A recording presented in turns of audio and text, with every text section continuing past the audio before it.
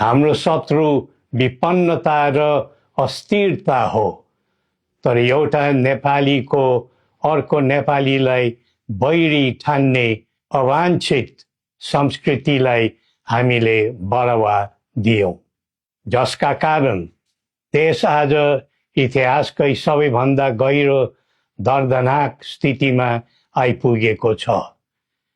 त्यसैले कठिन परिस्थितिमा परेको आजको मुलुकमा परस्पर घृणा र द्वन्द्वको राजनीतिमा पूर्ण विराम लगाउँदै सद्भाव र एकताको राजनीतिक संस्कृतिको प्रवर्धन गरौं।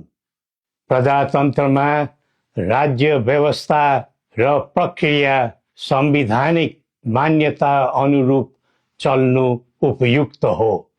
प्रजातान्त्रिक प्रणालीमा प्रतिनिधि छनौटको आवाधिक निर्वाचन एक स्वाभाविक प्रक्रिया भए तापनि यतिखेरको आम जनभावना यो छ कि मुलुकमा पहिले राष्ट्रिय समस्याको समाधान गरेर मात्र आसन्न निर्वाचन प्रक्रियातर्फ जानु उचित हुने र निर्वाचन पछि कुनै द्वन्द्व, अशान्ति र खिचातानी नहोस् भन्ने विषयलाई ध्यानमा राखेर राष्ट्रिय सहमति र सबैलाई समेटेर जाने समझदारी बनाएर मात्र निर्वाचनमा जाँदा नै त्यसले सही बाटो समात्ने थियो।